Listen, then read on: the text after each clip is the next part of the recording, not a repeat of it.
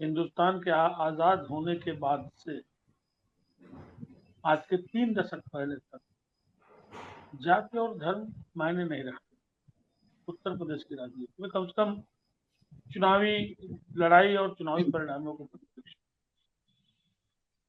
मंदिर मस्जिद का विवाद सामने आया, मंडल की राजनीति आई।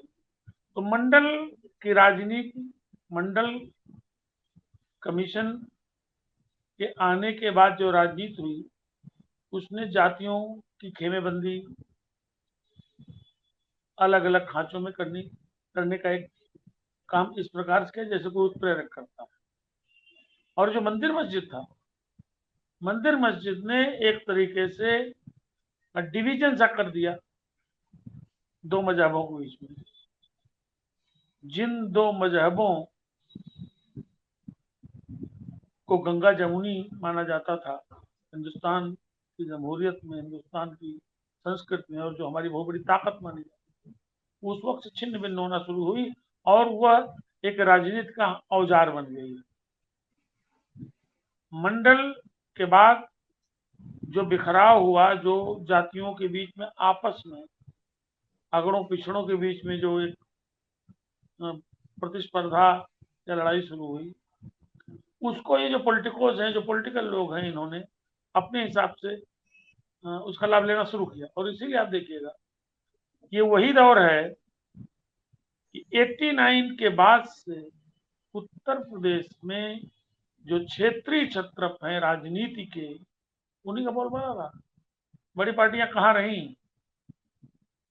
89 में जब सरकार बनी मुलायम सिंह यादव की, उसके बाद जो कुछ अयोध्या में हुआ, फिर 91 में सरकार पूर्ण बहुमत की बनी जब कल्याण सिंह की, उसके बाद तो फिर देखा ही आपने, बाबरी मस्जिद ढहना और सारी चीजें होना, गोली चलना, लोगों का मरना, उसके बाद तमाम बम ब्लास्ट मुंबई।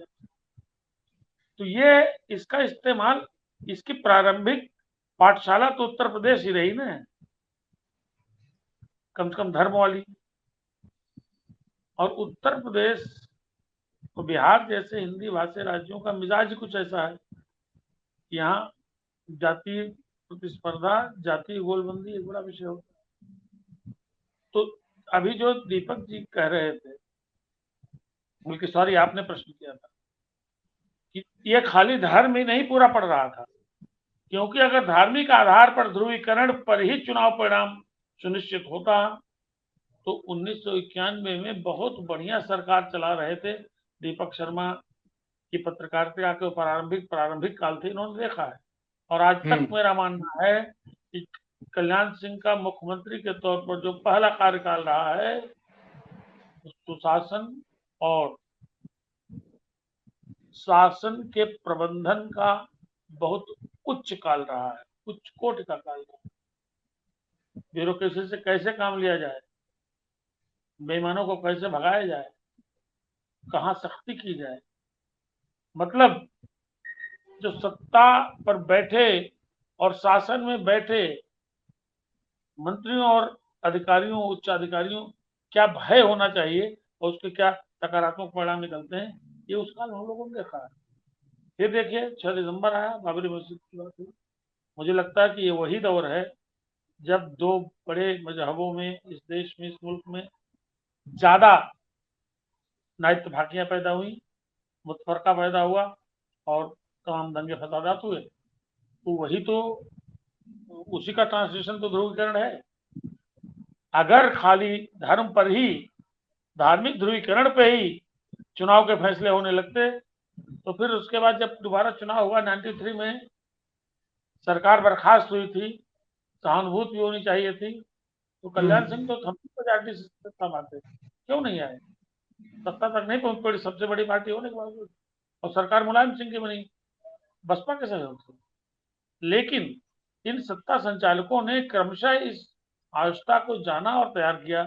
राष्ट्रीय स्वयंसेवक संघ ने निश्चित रूप से अपने एजेंडे के हिसाब से सारी प्लानिंग की, हिंदुत्व को एक बड़ा विषय बनाया, बहुत मारक विषय बनाया, गांव गांव तक, शहर शहर तक, कस्बे तक, छोटी यूनिट्स तक। लेकिन उनको पता था आखिरी बार राजनाथ सिंह की सरकार उत्तर प्रदेश में उनकी रही, उसके बाद उनको लंबा इंतजार करना पड़ा। क्यों इंतजार करना पड़ा? राजनाथ सिंह जी ने कोशिश की थी, दीपक शर्मा इसको बेहतर बताएंगे किसी वक्त, कभी किसी और डिबेट में। उन्होंने इस चीज को समझा था, और शायद संघ से जुड़े बहुत ही कर्मठ संघ के कार्यकर्ता रहे हैं, संघ के निर्देश पर, परामर्श पर, चर्चा पर। उन्होंने क्या, उन्होंने गैर यादव छोटी जातियों को प्रमोट करने के लिए, उनको उनका हक दिलाने के लिए बाकायदा सरकारी कवायद की। लेकिन मुझे लग रहा है किसी परिणाम तक नहीं पहुंची, अंजाम तक नहीं पहुंची।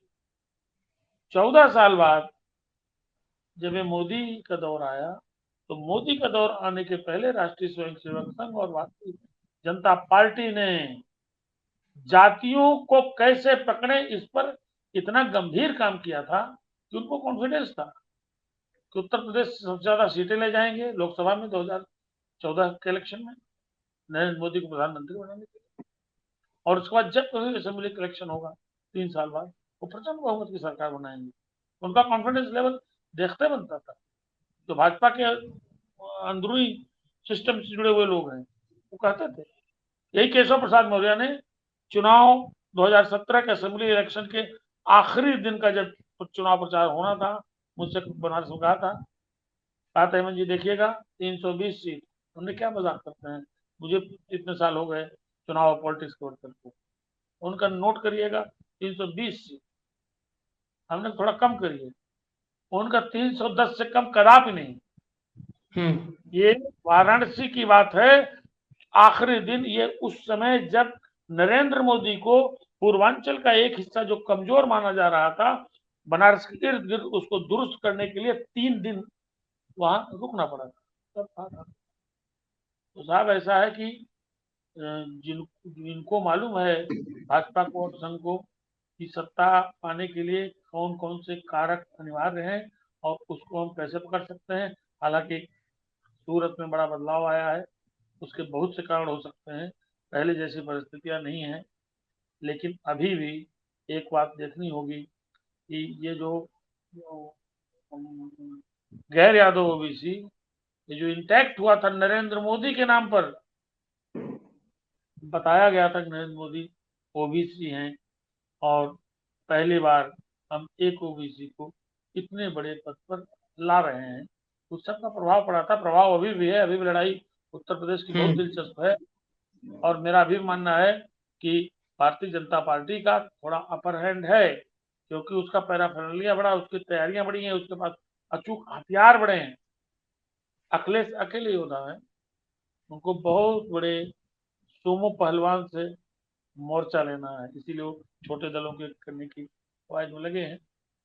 उत्तर प्रदेश के चुनाव के लिए जो जरूरी इंग्रेडिएंट्स होते हैं, भारतीय जनता पार्टी ने बहुत ज्यादा शिद्दत से समझा है और अब अखिलेश यादव ने इस पे काम किया है। फिलहाल इस चुनाव के लिए उनका फोकस यादवों के अलावा, मुसलमानों के अलावा, गैर यादव ओबीसी पर भी बहुत अधिक है। और आप हमसे जुड़े रहने के लिए सब्सक्राइब करें YouTube पर, फॉलो करें ट्विटर पर।